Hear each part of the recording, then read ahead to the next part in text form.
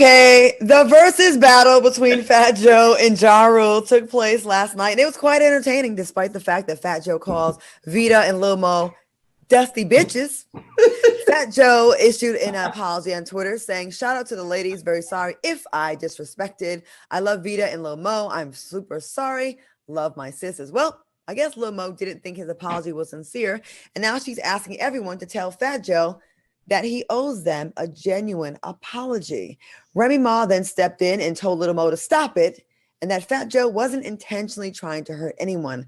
Lil Mo replied to Remy Ma and said, "Who is you to tell me how I feel? Mind your business." Ooh, so much tea. But what do you think Remy Ma should have? Do you think Remy Ma should have stayed out of this drama, or what do you think? I think Remy Ma definitely should have stayed out of it. Now, here's what I think.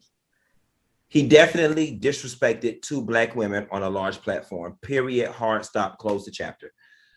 I think Fat Joe misconstrued that stage for a street corner, right? Because if we were on the street corner with no audience, it's just the B-boys, that would have been an applicable rank.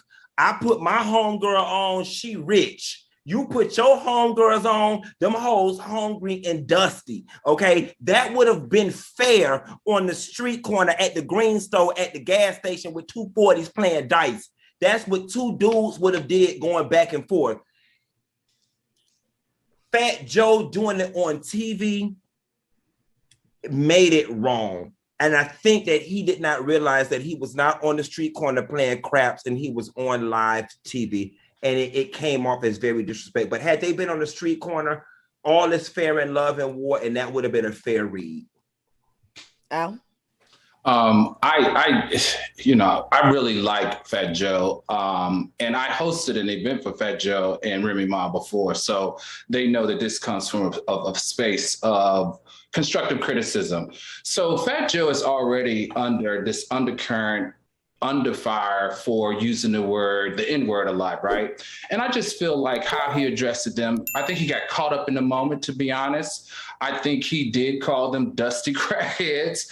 I think the treatment and calling, African-American women names like that as on a big platform like this deserves a public apology more than just a tweet. And I see why Remy Ma came to his defense, because they're really good friends, and he needed a Black female to speak in this space because he did grossly disrespect to African-American women. And I really do believe that he owes them an apology, and an apology more than just a tweet. And that's okay. We make mistakes. He's in the heat of the moment. He's in a battle. He's a wordsmith. Things come out. What you think sometimes come out your mouth, and it's not appropriate, but it's not big enough to where you can't apologize. So I think he owes us all an apology for how he put those women down. That wasn't fair to them, calling them dusty crackheads. And I think he owes them an apology for sure. He should do it publicly. In and out.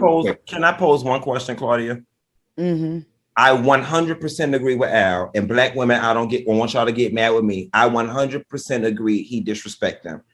Let's take Black women out the equation, and let's put battle, hip hop, and comedy in the equation.